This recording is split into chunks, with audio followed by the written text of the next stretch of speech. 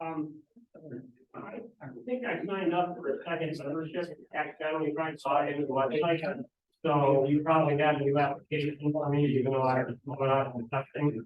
Thanks, Zach. Right. Yeah, Pardon me? yeah, Okay, so I don't, if you could maybe cancel the second, request for membership. Okay, that's no problem. It's just whether you, as long as you didn't ask for, you didn't pay again. no.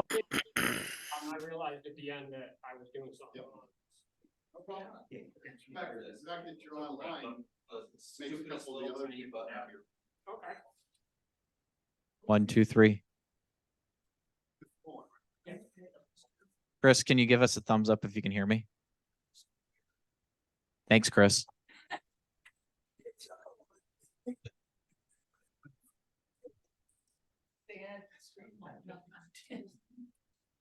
Well, I can't interrupt that. You just have to be on the dance. Yeah, John's up there. Yeah, didn't you drive all his stuff? He said he was gonna be here. If you're doing it serious, The way he works. Why was you it? still gotta spend time. Doesn't matter. Stuff working, so. I don't have his badge or anything, so. Did everybody sign the, balance sheet? No. I did. Whoa. Special. Even if you are Sandy. And it was really up Okay. 42 people that have renewed. Have renewed. Renewed or new. Oh, I saw a little picture. We're making it a habit. Why did see Tyler sit next to me? Yeah. It's supposed to be so that way when the presenter is like looking at the camera, it's like you're sitting here watching them face this way.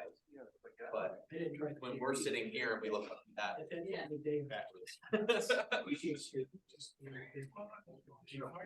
Yes. You know, Japan usually comes something big. Oh, You are? Mike's not here, I wanted to. Oh, yeah, you have to run the meeting, sure. Yeah, that's just. I did, I suppose I could. Yeah, actually, if you run the meeting, sure. Yeah, so what we've been doing is we have one laptop that will connect to there, and then like, so I'm presenting tonight. I'm gonna join the Zoom meeting on my laptop, share my screen, so that way it's I could be remote, it's the same.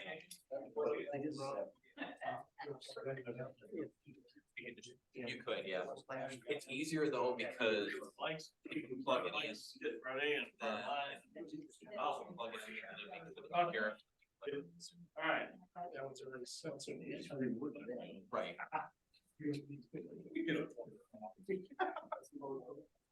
Let's do another lap around the parking lot. I was getting nervous. I like watching. But he was looking for the gavel. I was getting ready to take my boot off. We just have to stand up there and look pretty. He should be doing very high. Oh, we don't even need no. Shaking. We're not very good at it. Not qualified for that. No, thanks.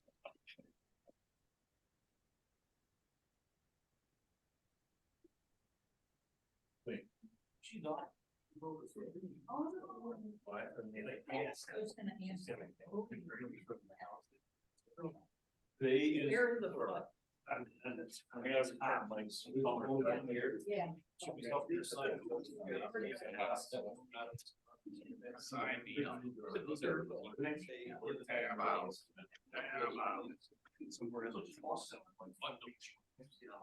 You guys want to do here? Yeah, you got frosted. Oh, no.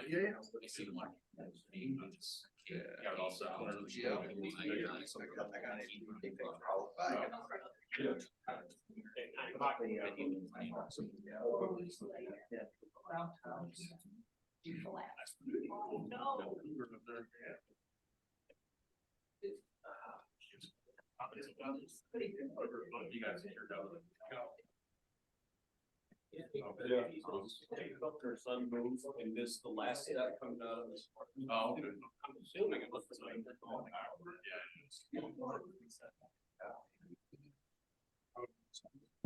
And the day.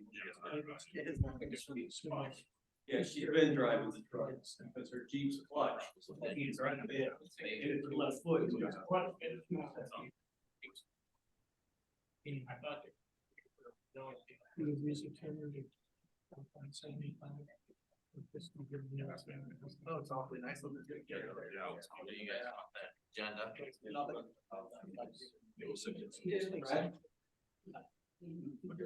See ya. What?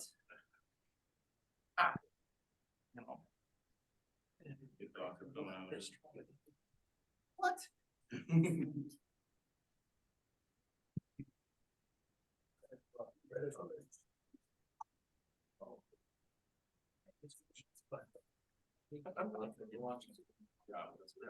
I was 24.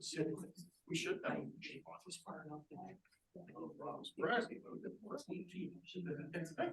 See, it's like, yeah.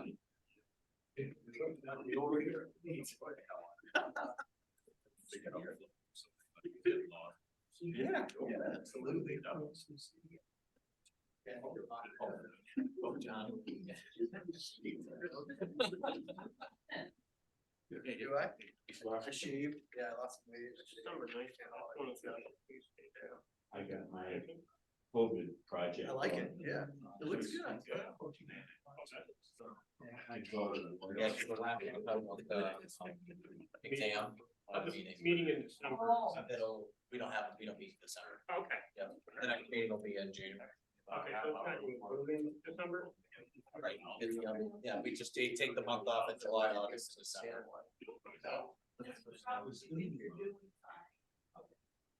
Okay, Mark. We did it, overdid it a little bit, yes. Like. Yeah, that's right, yeah, because it happens station. The one in January. I called. Yes, but we'll talk about it tonight. But yes, if it's at the police station, you have to let them know. And just really, you want them there, the police officers at his desk, or Sam's here for the radio call. Sometimes he'll check their names. Yeah. Sometimes there's like, yeah, you know. It's kind of like a big dog. And,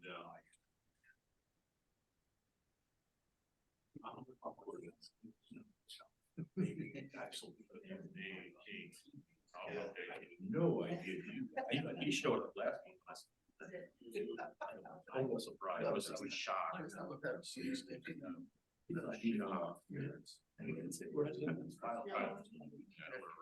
Something good there, but he's But a lot of new stuff.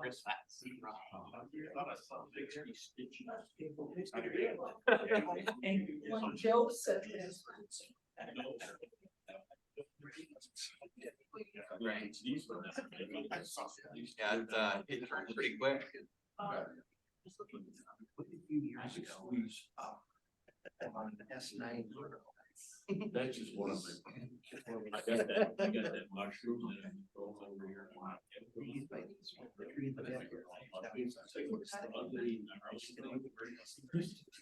Oh.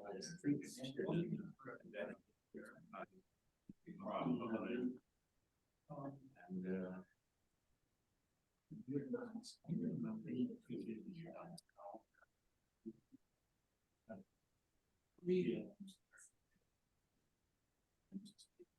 50 to 60 foot. Oh, yeah.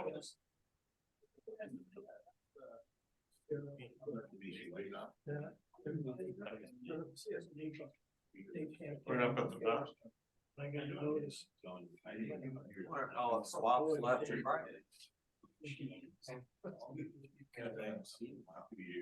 They move. Cutting trees. They don't say when, they just said they're gonna be cutting trees.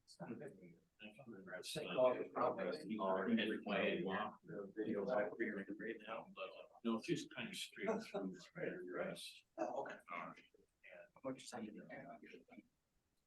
how to manage that. I wonder how it's here.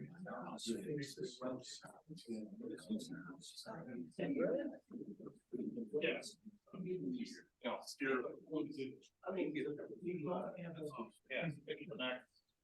When are you doing your membership? It's just buildings. Yeah. That's gotta be.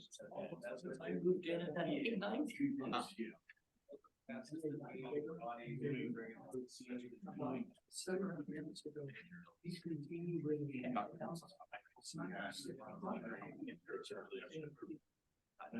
It's not good. Oh, I figured I better come down here and see.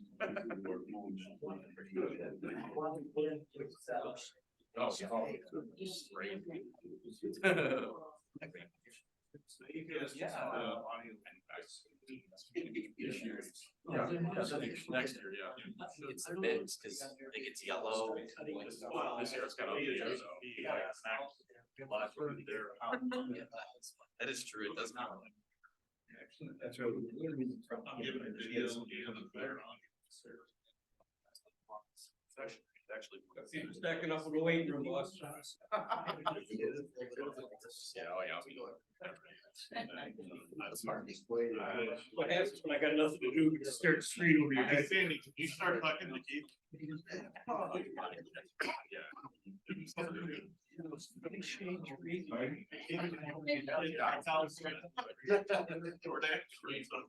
Yeah, wait, no.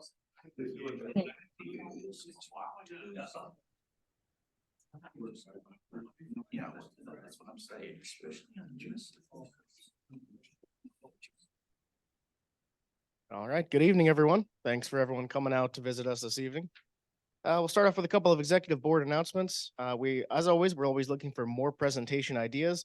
So if there's something that you want to see, especially if there's a presentation you want to give, and special thanks to those that have reached out so far. Let's keep it up. Breakfast continues Saturday at 8 at the Sun at Coney Island on Plymouth and Stark. And we're still looking for people that would be able to fill the president and vice president roles, as well as the other things that we do throughout the year. We definitely need help with swap, with field day, with the Dawson events, but coming up urgently in February for everyone that has their dues paid, when we'll be voting, we are looking for people to fill those two roles. If you're willing to do that, please reach out to anyone on the board. All right, and especially thanks to everyone that came out to the Edmund Fitzgerald Special Event Station. That was a very good time this year, and I'll throw it over to Mike here later in the program for a wrap up if you've got any notes on it. All right, we'll kick off the presentation. Our RF exposure calculations from Zach, K8ZRY. This is something we can do in the winter, right? And we don't need to climb on the roof for Right. this? Perfect. No climbing on the roof. Exactly what I wanted to hear. Thank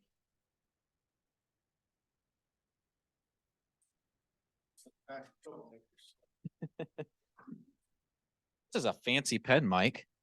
You could kill someone with this thing. It's good.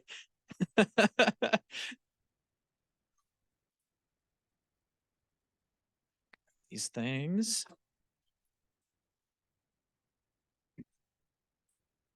How do we look up there? Let me clear this guy. Okay. Hello, everyone. My name is Zach, K8ZRY, and the board has been wanting to do a topic on RF exposure, given the recent updates with the FCC guidelines back in May on a requirement for us doing RF exposure studies at our QTHs and whenever we do portable or anything like that. But we reached out to several places and all they gave us were links. So I started watching some YouTube videos on it. And so the first is the disclaimer. I learned all this from YouTube and the internet. So take it with a grain of salt a little bit, but you know, they're all reputable sources, the ARRL and some other popular YouTubers. So I'm far from an expert on this, and more likely you're going to ask me questions at the end of this that I won't know the answer to. But at the end of it, I do have a whole slide of references of the ARRL has a web page on RF exposure that has probably 10 to 15 links on it that go to various QST articles, to FCC bulletins, etc. And if you really want to get in the nitty gritty of it, for the nerds, I have the actual bulletin number 65 linked in here, so you could actually read it if you want to get yourself sleepy. So let's first talk about radiation. So before going into this, I wanted to just like do an overview of like radiation, RF exposure, and then about the study. So I'm going to kind of bring it open to the floor here. When you think of radiation, what do you think of? Just shout things out. X-ray? Uranium? Microwave? Fermi? Chernobyl. So yes, all of those things are one and are something of radiation, right? And a lot of them we use daily. Microwave, as Fred mentioned. Another thing is heat, right? Fire, your furnace, the light that's in this room, the light coming from the projector, or actually, this is not a projector. If this was a projector, it's emitting, right? It's radiating light onto a screen. I found the bottom graphic there of the electromagnetic spectrum online. And in one of the videos that I have in the end, it talks about a little bit about non-ionizing and ionizing waves and how they interact and how one could be more damaging than the other. Pretty much the ionizing do more damage than the non-ionizing. And so I also found it interesting too, if you look at just who is regulated by as you go along. You have the FCC is just this little sliver. And then you have the Food and Drug Administration, which microwaves, I mean, I don't know how much they regulate, RF coming out of a microwave. But then you have like tanning beds, X-rays, and radioactive waste like through the EPA. So I thought that was kind of interesting to kind of see the different regulatory bodies of the electromagnetic spectrum. So radiation, emitting energy in all directions from a single point. Another video, or one of the videos that I watched, noted the similarity between radiation and radio. And I thought that was like made sense, right? Your radio is transmitting and then also absorbing radiation. So we can't talk about radiation without story time. Has anybody experienced an RF burn or RF exposure? Dan, Mike, Bob, a lot of people. Air Force radars. So one thing I thought of is my first radio that I had was a Kenwood TS50, and I had the microphone had a clip on the back of that was metal, and my radio wasn't grounded, and I was talking in it. My finger slipped onto the metal, and it kind of buzzed me a little bit. I was, what's going on? And I realized it was RF burn. So that's my small, very minute RF burn experience.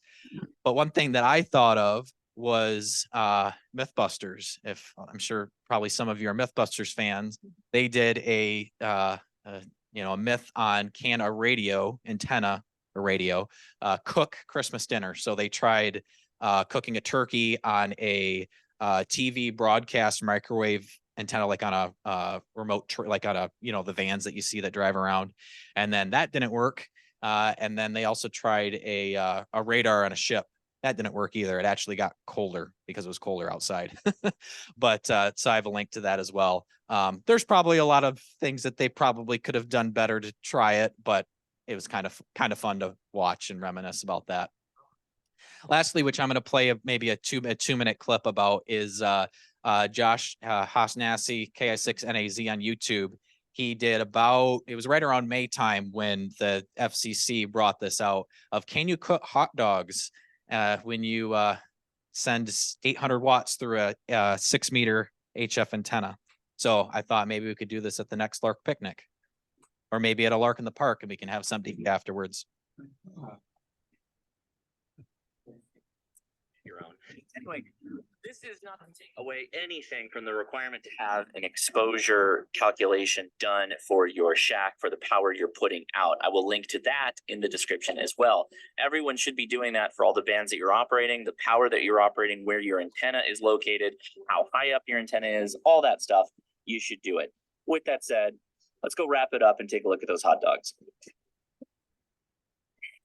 All right. Not a bit of warming. Let's take this guy. You might claim that there is actually some RF action going on here. This pink, you see that? There's actually a pink line and then some discoloring of white around it. So I'm actually kind of impressed. I think it did have some effect. It's not warm at all, but I think there was definitely RF exposure here. So, wow. I did not expect that. That's pretty cool. He ends up grabbing the other hot dog. Actually, the other two hot dogs that are on there. The next one looked pretty similar, but the one that was lower was actually had a little bit more burns on it than the two that were higher up. So kind of something interesting to play with, but safely. So what is RF exposure? So it's basically tissue heating due to exposure of high levels of the radio frequency electromagnetic energy. That's the official definition. It warms up areas of your body that shouldn't be. So may also cause tissue damage if there's a very high field of it as well. So to kind of control this, governing bodies and standards organizations back in the 1980s created guidelines on how to manage this, especially as, RF became more of a thing prevalent with, stuff in our pockets and our cars and all that. So this was adopted also by the FCC during that time. In 1997 was roughly around the first time that the FCC actually imposed rules on it. I'm sure probably some of you are familiar. The rule that we were to follow was you looked at a table, and if the table said, like, for example, I think it was like 80 meters, if you're under 500 watts, all right, you don't need to do a RF study, you're good. Well, that has now been omitted, and now you have to do an exposure study, and I'll go through that here in a little bit. But that used to be the old method. You look at a chart, if you're under a certain power level, you don't have to do a study. So in 2021, the FCC updated their rules and said that if you have evaluated your station before that date, you could wait up to 2 years to evaluate your station. So if you happen to look at that table before 2021, then you evaluated your station. So you were given a 2-year grace period. Well, the 2-year grace period is now over. So also, if your station power is increased, if you tossed an amplifier since you last did it, or if you've changed your antennas, you swapped out an end fed with a dipole, for example, you have to reevaluate according to the FCC rules. And thankfully, there are easy calculators online to do this. You just got to plug numbers and hit calculate, and you're done. So who has to run this RF exposure study? I already said that. Any ham radio operator that is using it to emit radio waves. Now I'm going to talk a little bit about HTs and mobiles here in a little bit, because they're actually exempt from doing this study. But as I mentioned, starting May of this year, it was required. So how much is too much? So the calculation that the FCC, and I don't know if it was only the FCC that created it, but the way that they created how to calculate how much RF exposure is too much is by 4 ways. The rate of delivery, which is a milliwatt per square meter or per square centimeter. The duration, how long it happens. The absorption, the thing that is receiving that RF, how well it absorbs. I found this very interesting. The natural resonance of your body changes by which part of your body. Your limbs are resonant from 30 megahertz to 300 megahertz. Your head is resonant from 300 megahertz to 3 gigahertz, and your eyes are greater than gigahertz. One thing I found interesting, I started thinking about it this morning, is I've always was told, and it works when you use your key fob and it's just outside of range, you put it underneath your chin and you open up your mouth. And I was curious. So I opened up my key fob this morning. I looked up the FCC ID to see what frequency range is, and it's 315 megahertz. So within the natural resonance of my head. Thankfully, we don't have to figure all this stuff out, and we just got to plug it into an online calculator. And the graph that's in the upper right-hand corner is the power density. So that rate of delivery is the y-axis, and then the frequency is the x-axis. So as you can see, from about 160 meters is about right here, and then down to about right here is 10 meters. So for the most part, we're in a relatively, we can, the ham radio bands can use, or like we have a lot higher power density threshold than for say between 30 megahertz and 300 megahertz, at least on the HF side. You know, once you start getting into the VHF and UHF bands, that's when it starts to get, you can't be as close to them. But first, before we get into the online calculator, there's a few things that we need to know if you're not familiar with some of these terms. So first is duty cycle. Duty cycle is a has military origins, apparently. It's how long a person was on duty. So for example, in the terms of time, if you're on an 8-hour shift over a 24-hour period in a day, you are on duty for 33% of your time. So that's 33% duty cycle. In the example of ham radio and using a mode, let's say that you're talking on single sideband, and because your voice modulates up and down, it's not going to be that full 100 watts that you're putting out, right? So the average, let's say it's going to be 25 watts. So 25 watt average over 100 watt peak is 25% duty cycle. So there's right there in the upper left hand is a chart on the typical duty cycles for each type of activity that you might do. Gritty, FSK, FT8.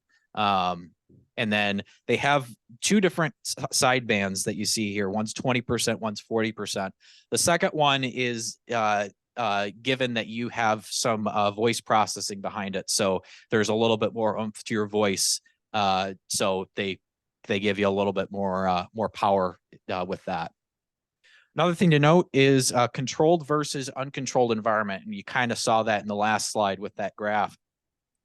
Controlled environment, which I kind of find this interesting because apparently if you know about it, you can absorb more according to the FCC. And if you don't know about it, you can't absorb as much according to them. So controlled is people know about the hazards. So they know that you're operating ham radio and they can take proper precautions.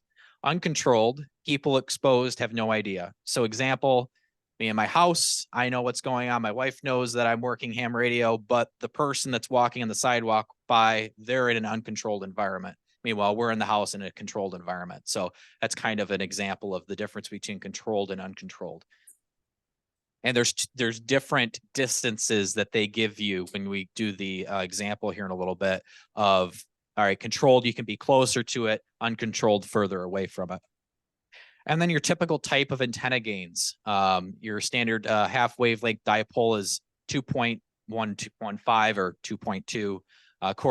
Quarter wave vertical is a 1 dB, all the way down to a 17 element Yagi, 16 dB. So it's just kind of a quick little chart on the typical antennas. If you have a special type of antenna, you can look up online what what the dB is your antenna. I had to do that for calculating my VHF UHF antenna at home to see what it was. So let's go ahead and do a demo here. We swap over to the ARRL RF exposure calculator. So there's a variety of exposure calculators online, but the ARRL seems to have at least the easiest to use. So let's say that we're at Michigan QSO party. We're going to be using the 40-meter dipole that we have. So we need to determine, okay, we're going to be operating, let's say 100 watts, right? And we're going to be operating with, let's say with some speech processing because we have a nice new fancy radio. So that's the duty cycle 50%. So that's saying that roughly 50% of the average power is about 50 watts as what's going to the antenna. Now, let's continue with the example of Michigan QSO party. We have about 300 foot of coax or so. So there's going to be some loss to where at the antenna, it's not going to be 100 watts. It'll be less, whatever type of coax we have in the area. But let's just go ahead and assume worst case scenario, 100 watts, 50% duty cycle. And we're going to transmit, let's say for 1 minute, because that's the minimum amount. And we're going to listen for, let's say, 3 minutes. So that's 33% of the time that we're operating, we are transmitting. Probably for a contest, it's going to be probably more like 50%, but let's just say, well, we can do that. Let's just do that. One transmit for one, listen for two. So that's 50% of the time that you're operating, you have the key down and you're talking into it. And because this is 40 meters, let's say 7.2 megahertz. And if you want it to email you, you could put it in there, but you could just click calculate.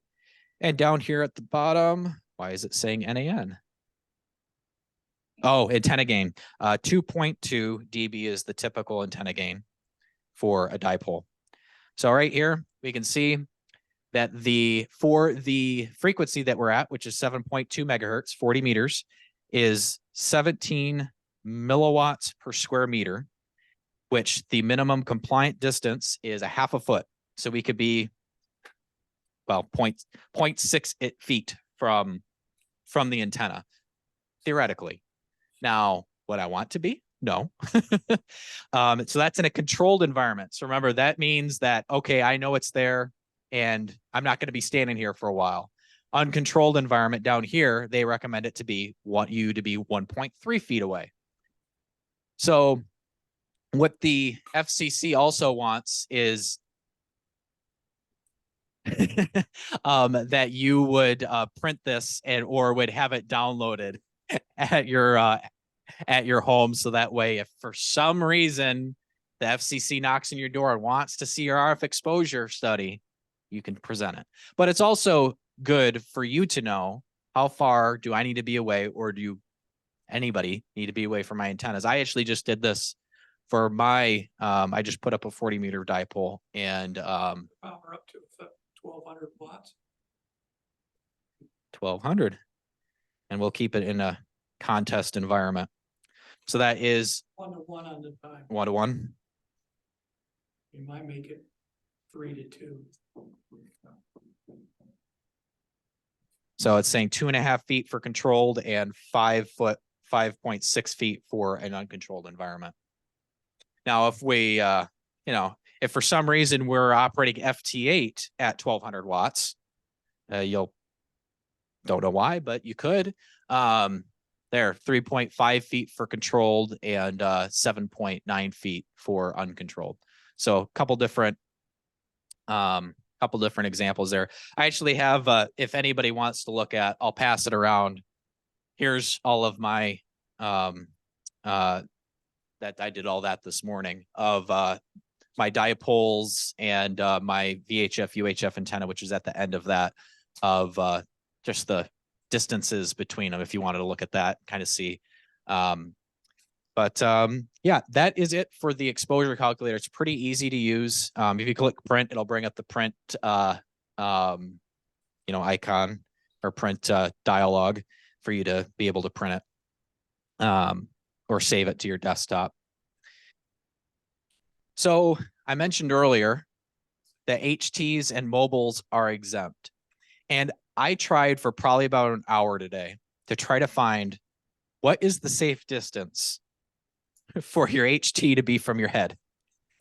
And I got mixed results on Google, ranging from people with tinfoil hats talking about 5G on your phones to, oh yeah, it's fine. And oh yeah, what it says, what I'm going to be reading here in a minute. Yeah, it's probably not a good idea. So sorry for the long text there. I hate long text in a PowerPoint, but I figured because it was so heavily contested out there that I figured I should just copy and paste it. So like I said, the FCC rules does not specifically or does not require you to do this on your HTs or for mobiles. Now, is it a good idea? Probably, especially if you're a mobile. Under Part 97, but Bulletin 65, which is the one that specifically requires the RF exposure study, explains that, or it appeals to that. It's because of the low power, the low operating duty cycle. You're not going to be operating FT8 while you're motoring down the road or operating FT8 while on your HT. I mean, you can. Like I saw that look, you're like, I might. And yeah, most amateur radio stations meet these criteria, don't need to be evaluated. Lastly, the IEE standard excludes any transmitter with an output below 7 watts, such as an HT, that they would not be able to produce significant whole body heating. But in parentheses, recent studies show that handheld transceivers often produce power densities in excess of the IEE standards within the head. So I will probably be using this for a while and not be transmitting close to my head. Yeah, that's what I found out about HTs and mobiles. There's a lot of information out there online. But then at the same time, like, okay, it's clipped to my belt. It's getting my spleen or whatever's on that side of my body. So it's definitely something to be wary about and not hold a whole round table on your HT. So lastly, why should we even bother?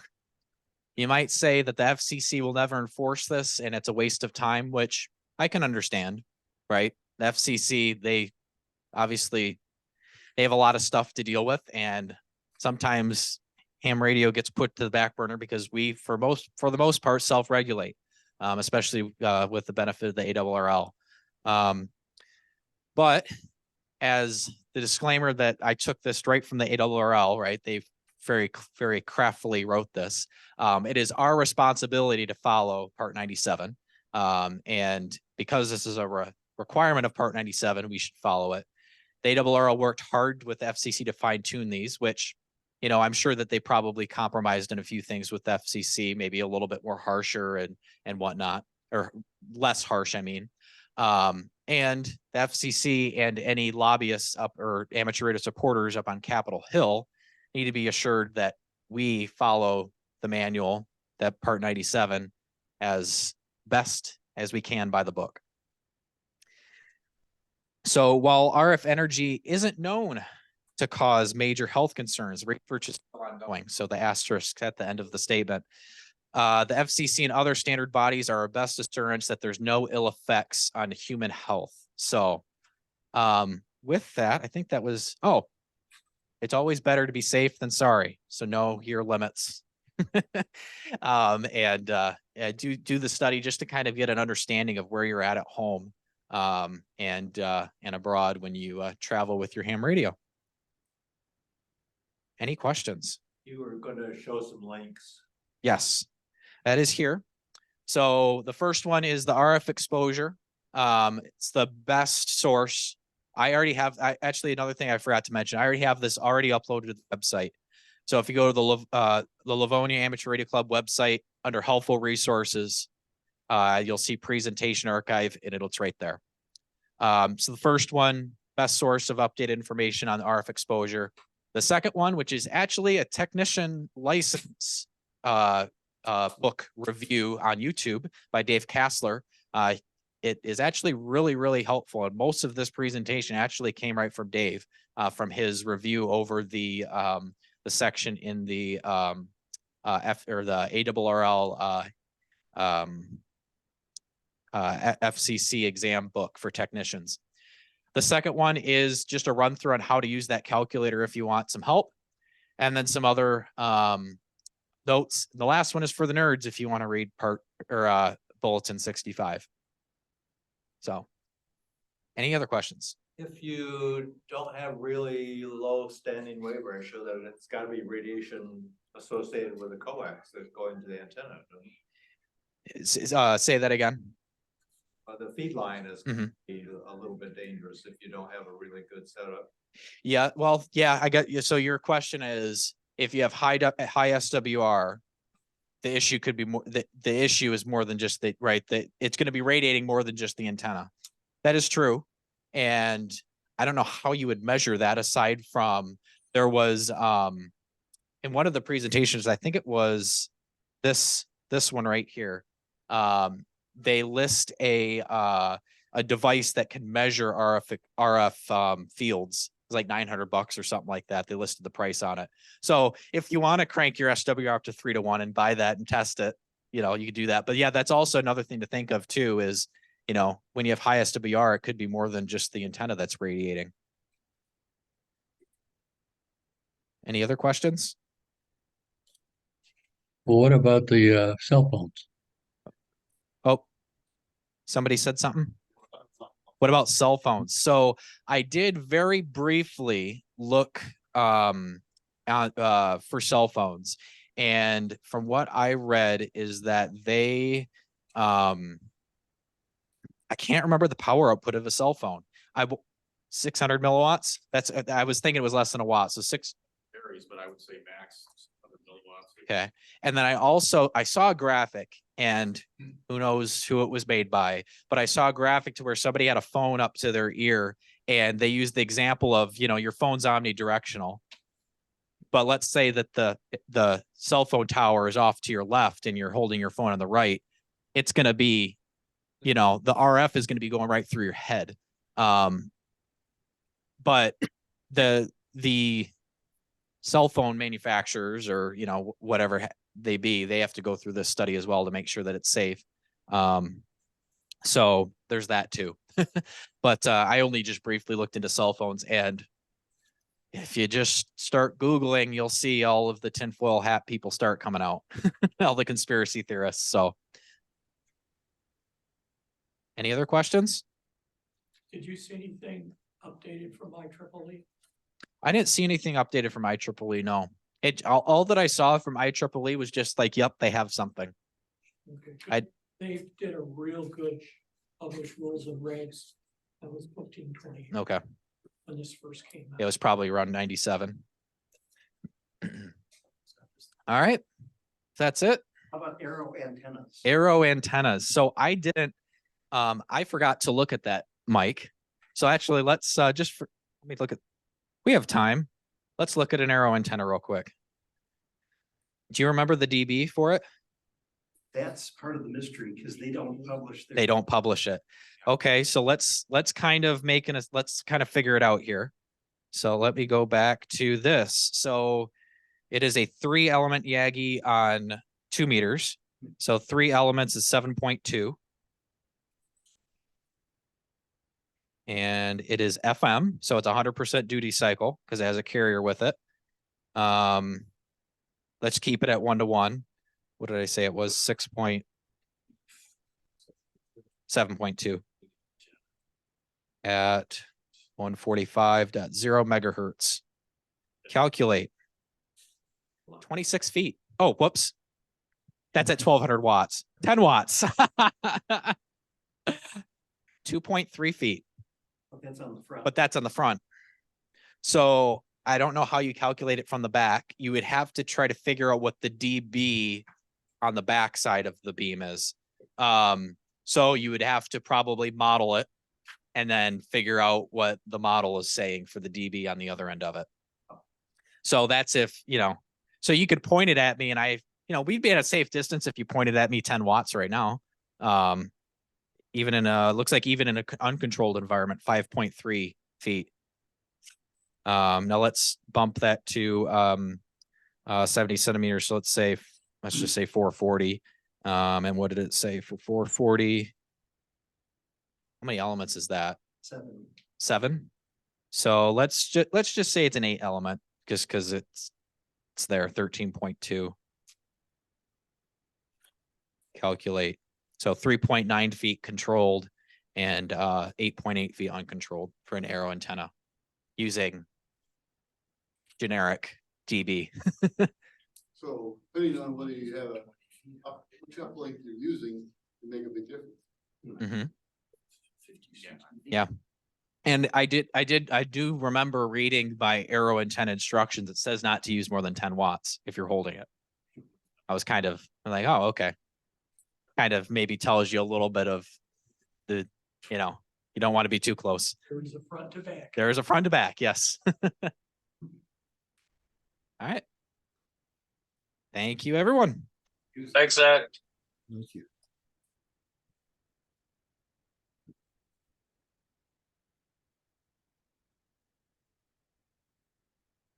One of the newer studies was looking at maybe an HT next to your head isn't a great idea. That might explain a lot of what's wrong with me. I'll tell you what. But you use pink headphones. I do use those pink head. They were $150 off. It's the best deal I've ever seen. Alrighty. We'll start with roll call on Mike, Kilo Echo 8, Charlie Echo Hotel. Sign it that way. Gordon, KD8, CLJ. Mike, KADGY. Bill, 88 W8. JCC. KE8 AUO. And ABTU, Alan. Mike, MR. I'm James Keller, W8WW. Dave, AEHDE. Williams on this side. Dave, KD8QAB. Sam, KE8 H.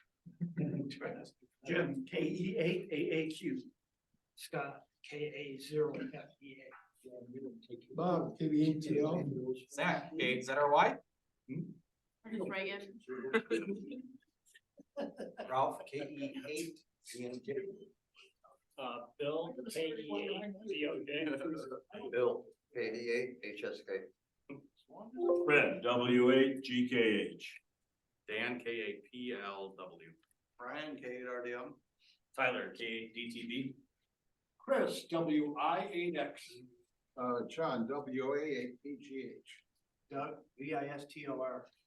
And Brian, same thing.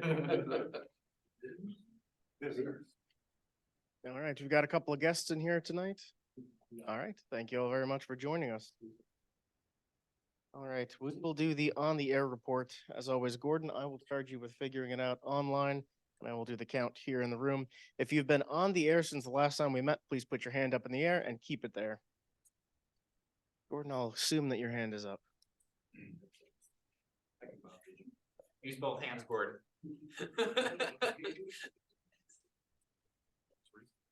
All right, we got 19 in the room.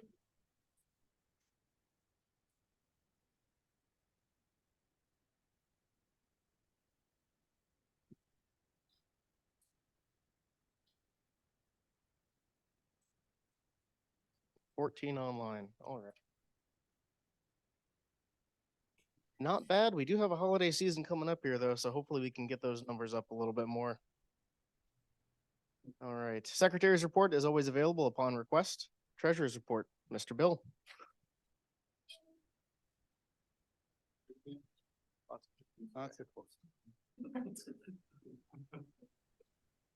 We began since the last meeting, we started out with $9,767. We took in $386 in membership and renewals. We spent $107. 100 of that went to Dawson Museum towards the Edmund Fitzgerald. And so our ending balance is $10,045.66. Any questions? And I am taking dues for those who wish to pay tonight that have not. It is $20 for renewals. Yeah, please make sure to get those in early rather than right before elections. All right, 2-meter net report, Mr. Hero. Yes, he's muted.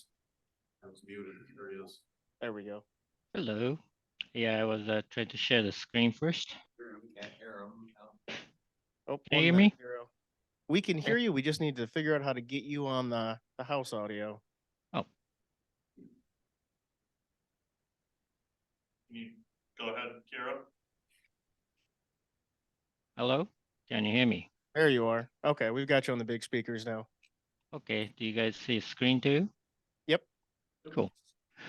First, hello everyone, and first, this quick statistics. Check-in seems to be holding steady or maybe even up a little bit. Seems like we have few new people joining in as well. So it's nice to have a new faces always. Activity is pretty good, probably except the Thanksgiving nights, but that's always happens.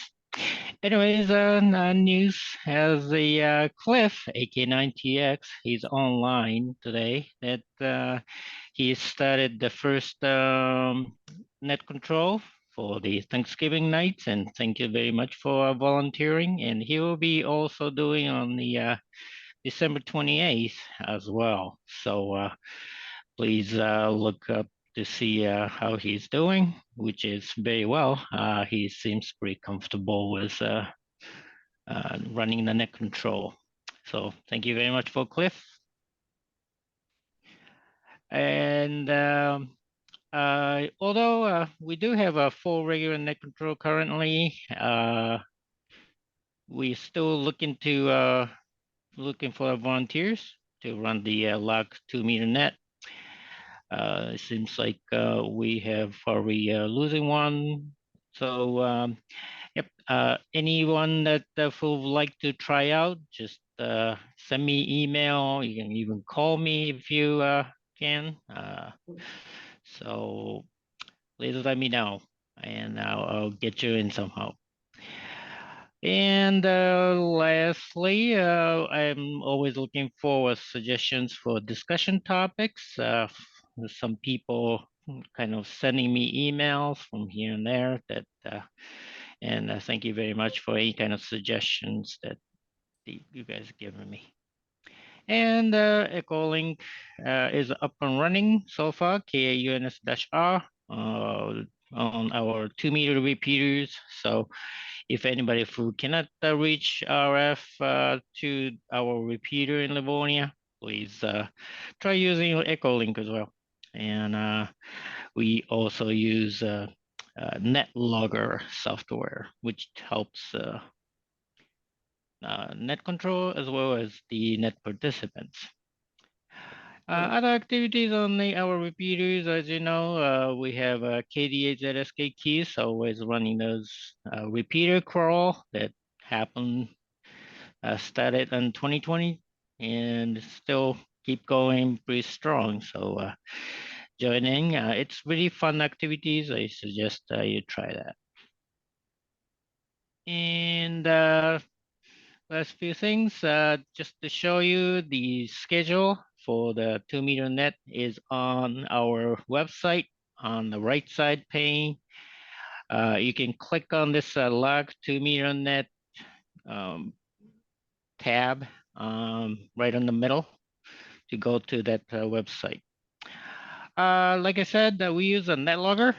NetLogger, how to get installed and use is on, I had a little tutorial presentation a few years back. And it's on our website as well. So please check it out and try using it. And if you start using it, it's a little quirky, but it's very fun software to be using, not just for our net, but also for other net going around all around the country mostly. Hey, that's all I have. And thank you very much. And like I said, thank you very much for Cliff once again for joining. And I expect him to be in the regular monthly rotations. We're just finishing up shuffling the personnel around there. That's it. Thank you very much. All right. Thank you very much, Mr. Hero. All right. Next Lark in the Park is going to be on December 9th. That'll be at the Livonia Police Department. And we'll be doing a topic Newbie Day. So it'll be like a back to the basics, some fundamental stuff. Yes, sir. Need to remind anybody that wants to attend. Give you this, that is important. Switch and back. Anyone that wants to attend it, at the EOC, they must notify me by 2100 on Thursday, the 7th of December. So that I can provide the police department with names and call signs. They may or may not check you in, or they may just say, are you from the radio? And then this way if you want. But we do need to submit to them a list.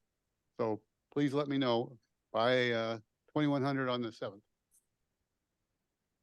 And for anyone that's kind of new to the club, since we've been doing the Lark in the Parks out in the park for the last several months, when we switch to the police station, they do need that list. So make sure you reach out to Bill.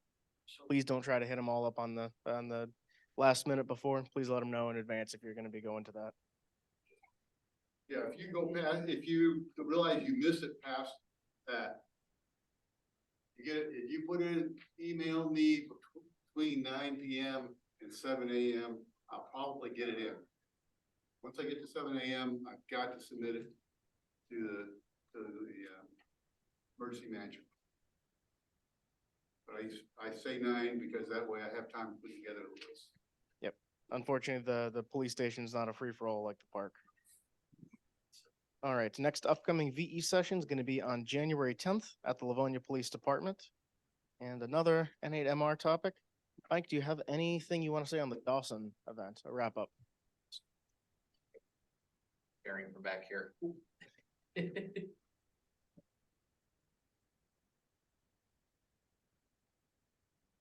All right, yeah, the Dawson event this year was pretty cool. We had unusually good weather for it, which really helped out with the antenna setup and everything. Sorry. There. All right. Okay, we had quite a few people come out and help out. Several new people helped us out this year, which was really kind of cool.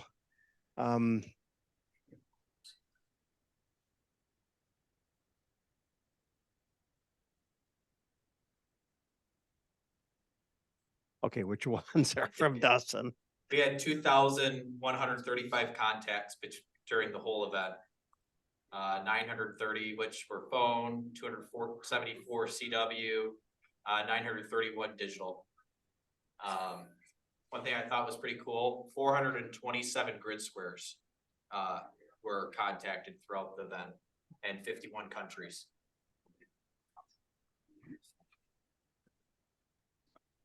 So thanks for everyone who volunteered, not only at Dawson, but also at home, sent in their logs. And hopefully our new method of QSLing will improve our throughput and take quite a bit of burden off of QSLing with all of those certificates. That's about it.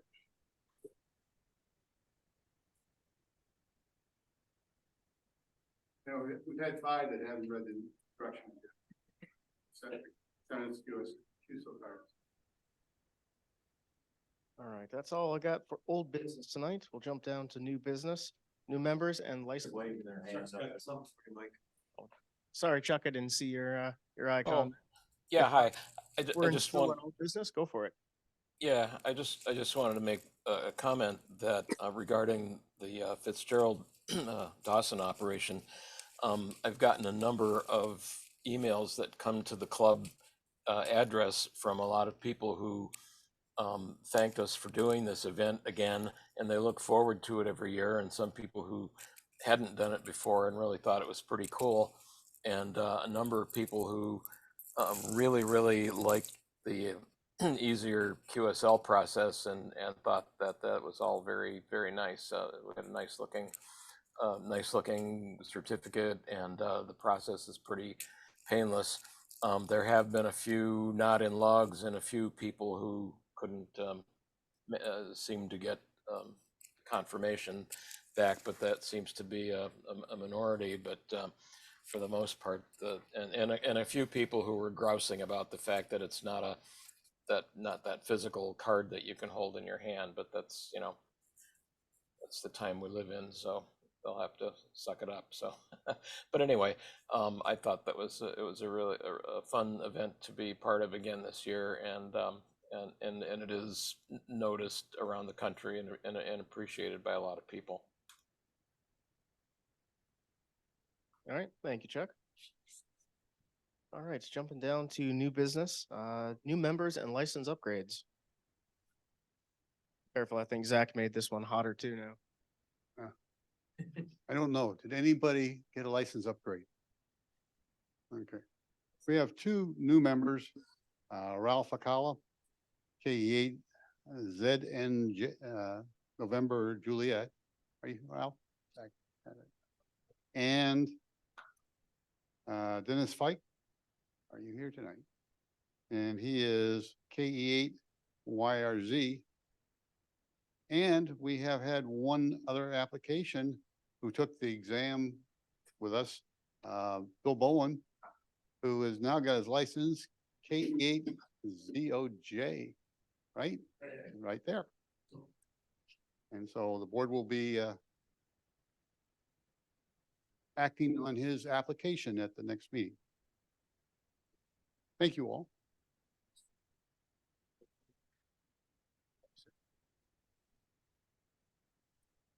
All right, Elmering activities and helping hands. Does anyone have any projects that they need either information or hands-on support with? I got some. Back? I posted in the Lark Facebook group, but and just if there's anybody else that wasn't on there to comment on, but so I just, as I mentioned earlier, I just recently installed a 40-meter dipole, and I learned that when I key down 100-watt CW, my furnace starts to turn on.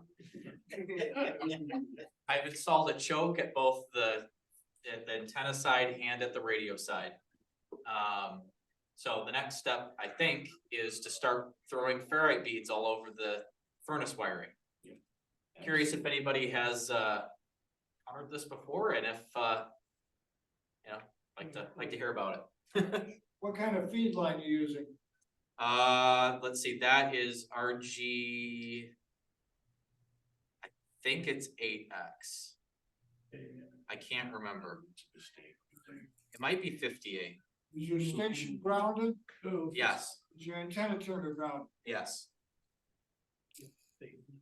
And I remember seeing more than one discussion over the past couple of years about appliance motor controls, especially furnace controls, being amazingly susceptible to even small amounts of RF. So you got a bit of a chase on your hands there, because it's apparently very difficult to troubleshoot. Wi-Fi thermostat? Yeah, that was another thing I was thinking. Bob just mentioned it, texted me here, was I do have an Ecobee thermostat, so I'm kind of wondering if maybe that might be it too.